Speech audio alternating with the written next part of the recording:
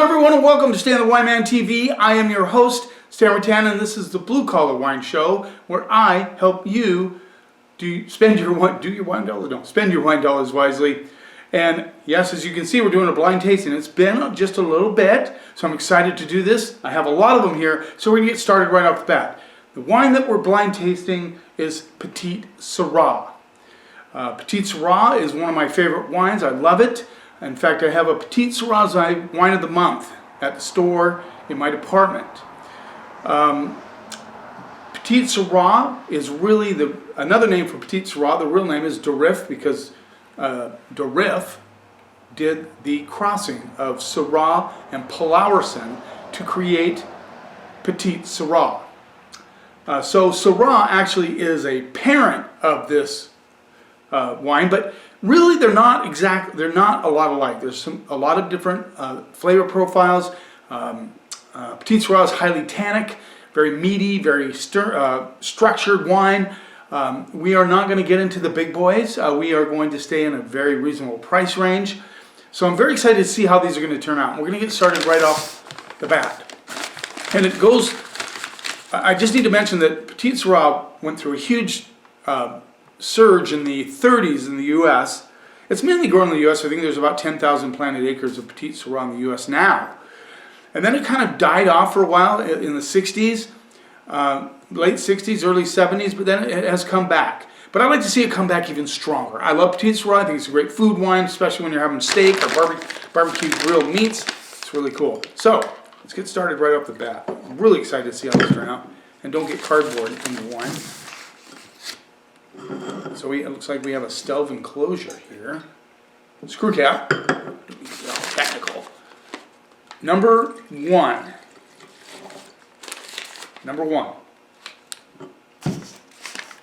It's all organized here. Not a big table, so the really kind of a purple color, very dark, what you expect from Petite Sirah. Now we're going to get a lot of similar smells and flavor profiles, so you know that because we're all tasting the same wine. Let's see what we get on the nose. Definitely some blackberry, blueberry notes. Very intense nose on this one. Get a little licorice too. Let's see what we get on the palate.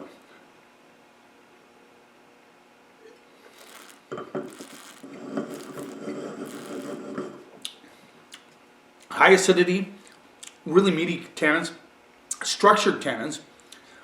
I get some pepper spice on the backside of this one. Definitely get the blueberry and blackberry notes on the palate.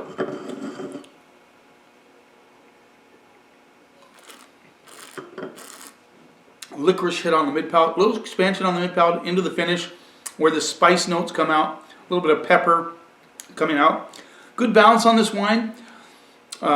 It's fairly uncomplicated on the palate. There's not a lot of complexity to this wine.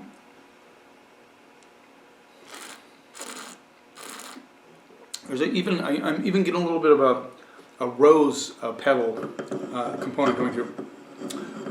Well-made Petite Sirah. Just not super exciting, but I like it. I like this Petite Sirah. I think it's above average.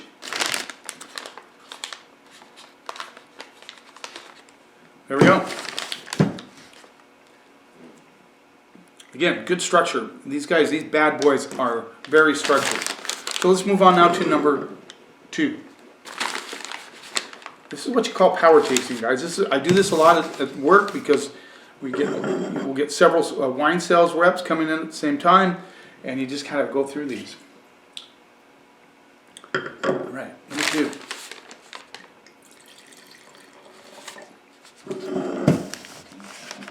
Again, you expect this from Petite Sirah, in that deep purple sort of range. Let's see what we get on those. Well, this has a little bit of a vanilla thing going on. Vanillas, blueberries, vanillas. You like that? Vanillas. Vanilla, blueberry. Kind of almost more in the boysenberry category. I'm even getting getting a little black raspberry on this one and licorice. Let's see what we get on the palate.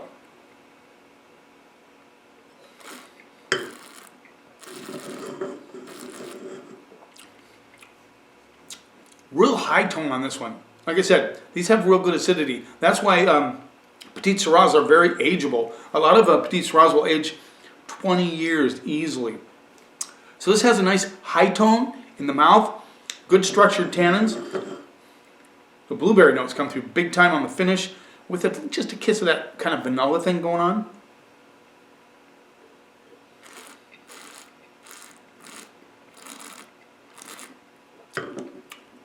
Real structured tannins on the back side of this. A little bit of grittiness going on. A little licorice coming through as well. This seems to have just a little bit more complexity than the first one. I like the first one.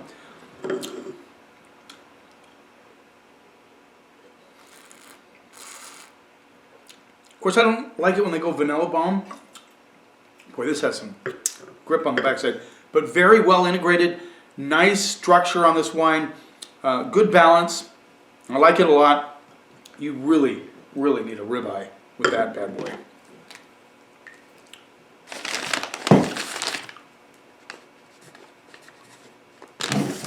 Okay.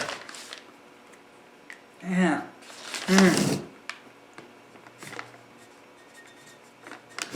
As fair as I can with these, of course.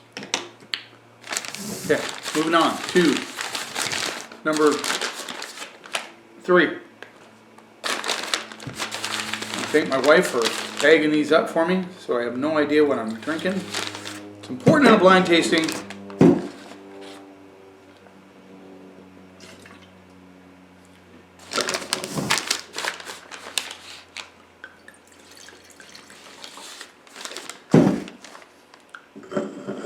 And I shouldn't even show you the color, but I'm going to. Again, very dark. And like I said, this is a characteristic of Petite Sirah. Very extracted, very dark. Again, a little bit of a brown hue on that one. Interesting. Garnet action. That's what that means. So we get on those.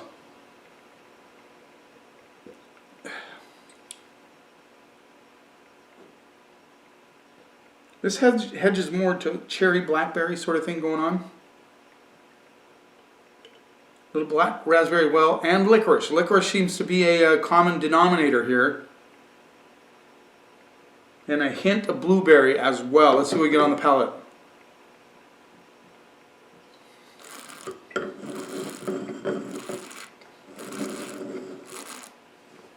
A little mintiness coming through on this one, which is very interesting. Again, tannins are very sturdy, very meaty, very intense fruit flavors on this one.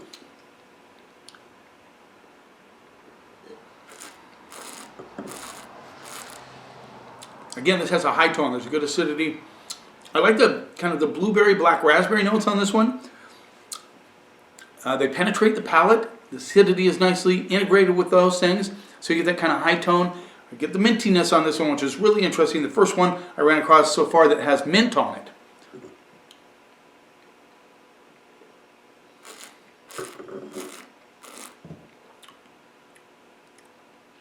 That minty freshness goes into the finish big time.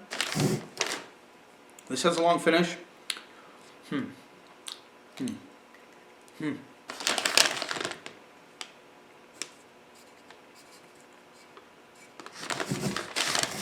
Okay. That's good balance. So far, so good. I'm really happy with all of these so far. Nothing fake. I don't like fake. Number 4. Well, you can look at this dark bad boy here. That. I really like Petite Sirah. And I actually, I'd like in the comments, how many of you gravitate towards Petite Sirah? Of course, there's one, and I bet most of you could guess the #1 selling Petite Sirah in my department. And we're not talking, don't go Michael David Petite. It's not fair because I think that one could be half Petite Sirah and half Petite Verdot. That's why it's called Petite. So I don't believe it's a true Petite Sirah, even though I have it in that section. deep purple, black, almost black. So this has a lot of licorice on the nose. Some really ripe blueberries.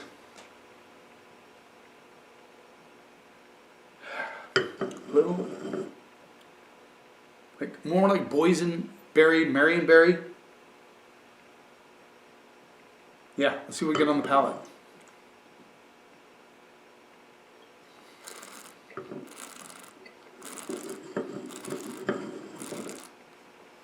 Now this has rounder shoulders, a little smoother, but still intense. I like this one quite a bit. Very approachable. Nice blueberry, boysenberry, black raspberry notes coming through. It has a little bit of that chocolate tones, which are very interesting.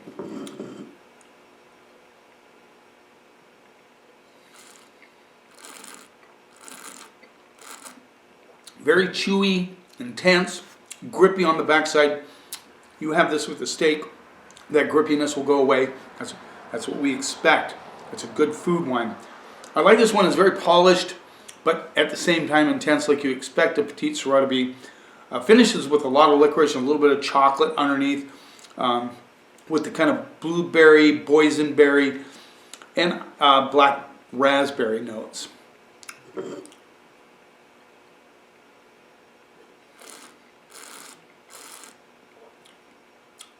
Even a little bit of an earthiness on this one. So far, I'll have to say, this is the most interesting one so far.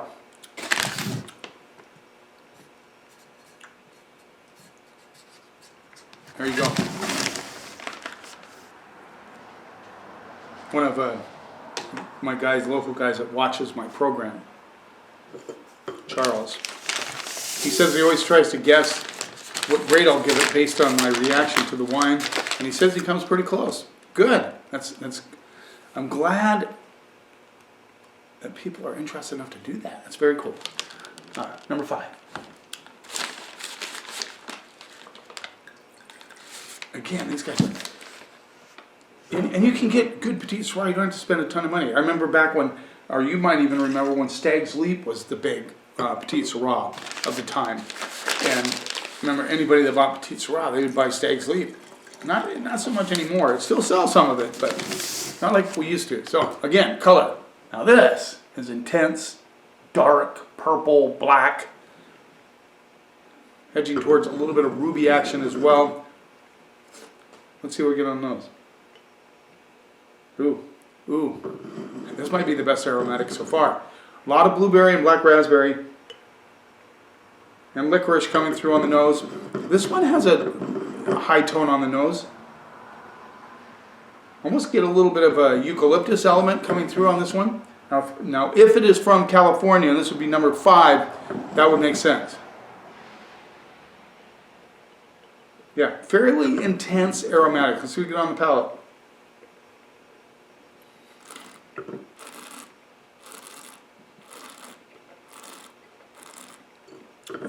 Wow. Again, number 4 was a lot smoother. This has got a more of an angular thing to it. Very well integrated though. High tones. I get a little bit of that eucalyptus coming through. I certainly hope it's from California, but that doesn't. A little bit of kind of a pencil lead graphite thing coming through as well, with the blueberry, black raspberry notes.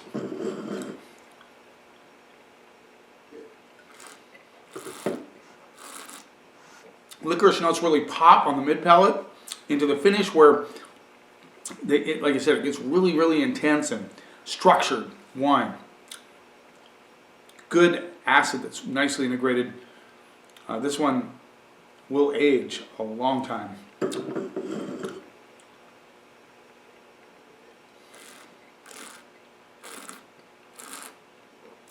I like that expansion on the mid palate of the fruit, but it's very balanced with the acidity, the tannic structure on the back end, and a long finish. Even getting maybe a hint of tobacco, which you guys all know I love tobacco flavors in my wine. Okay, last one, number 6. Hope we're moving on at a good clip, but still giving the wines fair judgment. Power tasting is always hard to do, but you just got to do it. I really need some meat right now, some cheese or something.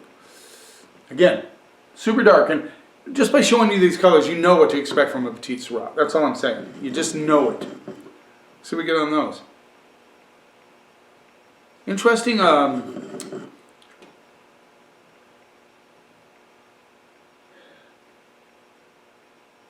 More in the dark fruit range.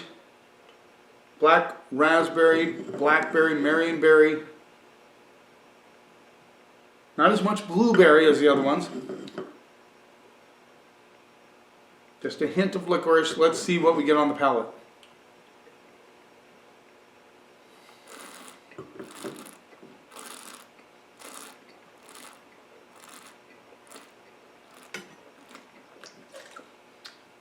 Sorry guys, I have to spit right now. This reminds me a little bit of number one. Not super complicated. Complex, sorry. When you say the wrong word, you have to kind of go back and say, what? Not super complex. It has nice kind of boysenberry, a little bit on the dark cherry, black raspberry for sure.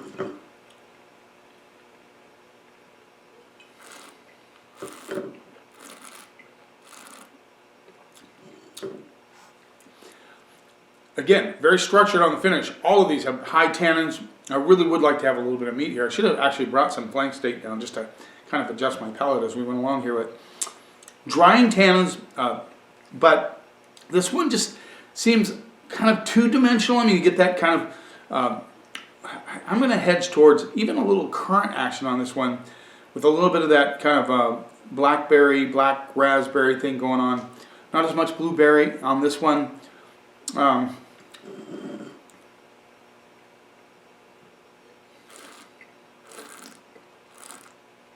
It does have an expansion of fruit on the mid palate into the finish, where there's a little bit of earthiness as well on this one, and just slight tobacco notes coming through as well. Yeah,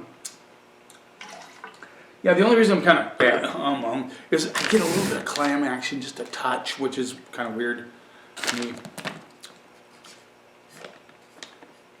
Okay, there you go. 6 Petite Sirah. Let's see how they lined up. Let's see, this would be... Okay.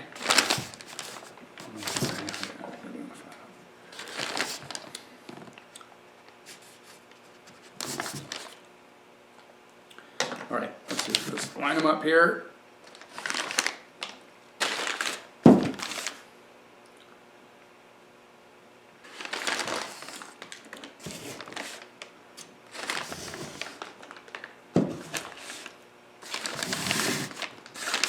Sorry guys, this takes a minute to do this, you know, you got to organize it so you're not knocking things over. Okay, there we go, there's the lineup. Here's how I graded them. In last place, number 6, with a C+, so average to above average, is the Crusher Petite Sirah 2017 California, vinted and bottled in Napa County, Napa Valley, $15. So CC plus, certainly for 15 bucks, I think it's a doable Petite Sirah. You certainly wouldn't be that disappointed. I mean, it's average to above average. So in 5th place, so I was 6th place, this is 5th place, second to last, with a C plus B minus. So I thought it was a little better than average, you know, but doable. This is the Guanac 2017 Guanac Petite Sirah, California again. This runs in at $15, so same price. Guanac. There you go. The only screw cap in the bunch. Now, in 4th place with a straight up B. So you know, thought it was above average in the B category. Number 3 is the Concannon 2016 Concannon Vineyard Petite Sirah, Livermore Valley, California. This rolls in at $18. Again, none of these were bad. Just saying.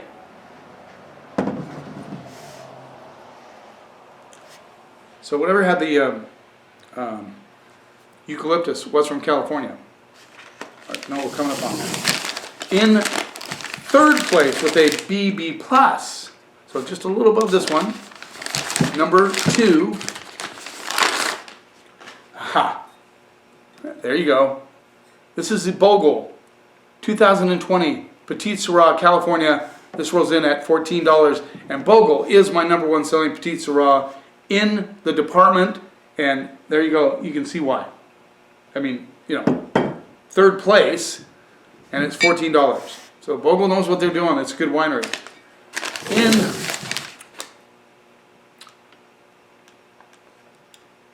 second place, with a B+, A-. So now we're getting up there. Is the number 4. Oh, look at that. Washington State, look at you go.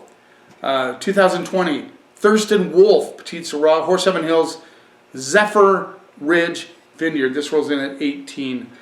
So this is right up there with the Concannon. And, you know, I'm a big fan of Thurston Wolf wines. And that's really cool that a Washington Petite Sirah came in second place. Now, in first place, with an A, straight up A-. In first place, oh my God, I can't believe this. I can't believe this. Seriously. Old Soul by Oak Ridge Winery. Old Soul Petite Sirah Lodi 2021. This rolls in at this is stupid, $12. And this is my pick of the month for this month, for January. I had no idea. That's just stupid. I mean, it's cool, but that's just crazy. It's at $12. So the least expensive of the bunch came in first place. Now, I will, you know me, that doesn't happen all the time, but when it does, I get kind of excited. And, you know, that's just crazy. That's craziness. But price doesn't always dictate quality. It does on many occasions. But I've had some pretty expensive wines that have let me down, if you know what I mean. Thanks for taking a little time out of your day. I hope you enjoyed this episode. If you haven't yet, subscribe to my channel. You can see what's coming up. Things like this, you know, blind tastings, all kinds of cool things, winemaker interviews, all of that. You keep watching, and I'll keep helping you spend your wine dollars wisely.